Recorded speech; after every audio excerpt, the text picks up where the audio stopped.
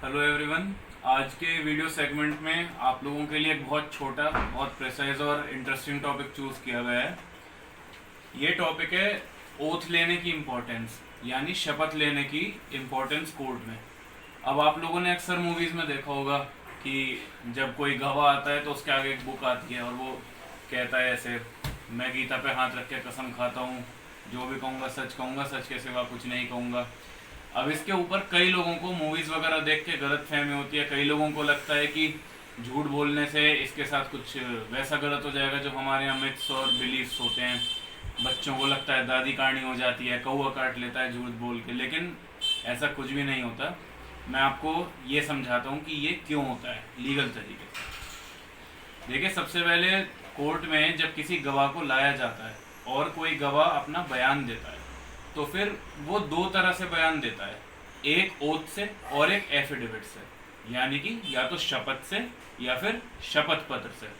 अब अगर आप किसी नोटरी पब्लिक के पास जाते हैं और किसी डॉक्यूमेंट पे नोटरी कोई ऐसा एग्रीमेंट होता है, उसके लिए भी वो आपसे एक एफिडेविट साइन कराते हैं जिसपे लिखा होता है आपका नाम, आपका एड्रेस, आपके बारे में हर छोटी डिटेल लिखी होती है। और आप उसमें एफिडेविट में एक तरीके से ये बोलते हैं कि जिस भी चीज़ के लिए मैं साइन कर रहा हूँ और जो भी ऊपर की इंफॉर्मेशन है वो मेरी जिम्मेदारी है कि ये सच है। ये शपथ पत्र होता है। उधर शपथ क्या होती है? एक तरीके की वर्चुअल ओथ, कि भाई हमारे, क्योंकि शास्त्रों में भगवत गीता को बहुत माना गया है, इसलिए एक वर्चुअल ओथ होती है कि मैं हाथ रख के कसम खाता हूँ, केवल सच बोलूँगा। अच्छा, अब ये चीज़ केवल यहीं ख़त्म नहीं होती, इसे हल्का सा डिटेल में समझते हैं। क्या लगता है कोई भी इंसान कोर्ट में जाएगा और ऐसे हाथ रखकर बोलेगा कि मैं गीता की कसम खाता हूँ, जो भी कहूँगा सच कहूँगा, और उसके बाद वो झूठ बोल दे? ऐसे तो कोई भी झूठा गवाही दे सकता है, झूठा बयान दे सकता है, पर ऐसा पॉसिबल नहीं है। इसके लिए हमारे जो कानूनी प्रावधान है वो मैं आपको समझाता हूँ।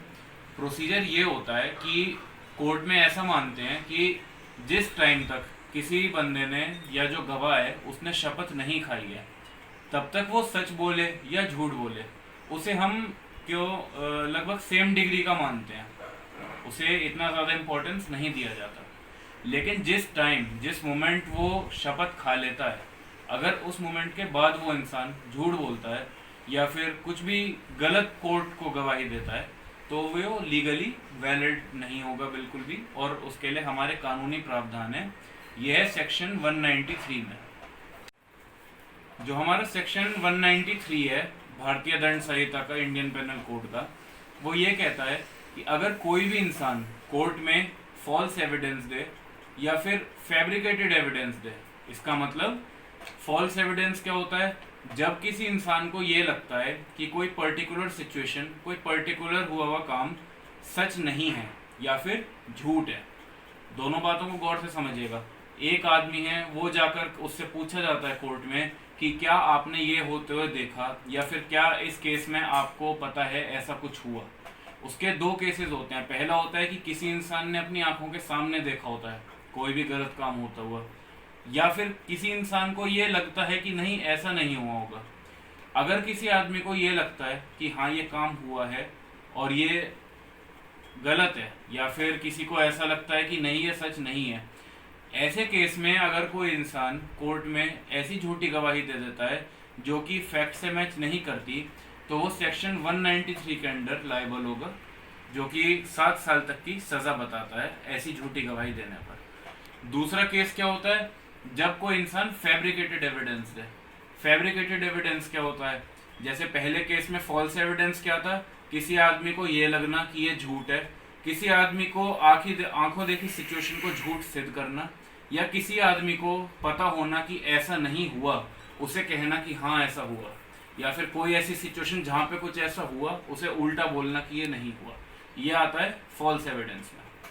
फैब्रिकेटेड एविडेंस क्या होता है? फैब्रिकेटेड एविडेंस तब होता है अगर किसी आदमी की गवाही से या किसी कोर्ट में दिए गए बयान से किसी दूसरे इंसान को जो केस में फंसा हुआ है उसको दिक्कत आ सकती है, वो लीगली फंस सकता है, या फिर उसके साथ कोई भी लीगल प्रॉब्लम हो सकती है। ऐसे में अगर कोई एविडेंस के साथ टेम्परिंग करे या फिर उसे कोर्ट को घुमा फिरा के बात बताए, उसे फैब्रिकेटेड एविडेंस देना बोलते हैं। तो अगर इन दोनों में से कोई भी एविडेंस आदमी देता है और ऐसी कोई सिचुएशन क्रिएट करता है, वो आईपीसी के सेक्शन 193 के अंडर आती है, और इस चीज के लिए उस आदमी को 7 साल तक की सजा हो सकती है। इसलिए हम लोग कहते हैं कि जिस पॉइंट पर एक वो वर्चुअल ओथ खाई जाती है, गीता पर हाथ रखकर या फिर एक एफिडेविट साइन होकर एक शपथ पत्र पर ओथ खाई जाती है, उसके बाद इंसान को सोच समझ के बोलना होता है कोर्ट में। उसका एक भी दिया हुआ गलत बयान उसे 7 साल तक की जेल करवा सकता है।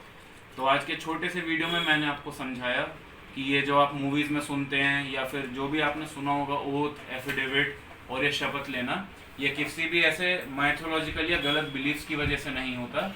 ये लीगली कराया जाता है सेक्शन 193 के अंडर, जिससे आप लायबल ना हो। तो ऐसे ही और भी इंटरेस्टिंग छोटे मोटे जो टॉपिक्स हैं जिसके ऊपर आम जनता को नहीं पता होता, उसके ऊपर मैं वीडियो रेडी करूँगा। बाकी अगर आपको कुछ भी इस वीडियो से नॉलेज मिली तो मेरे चैनल को सब्सक्राइब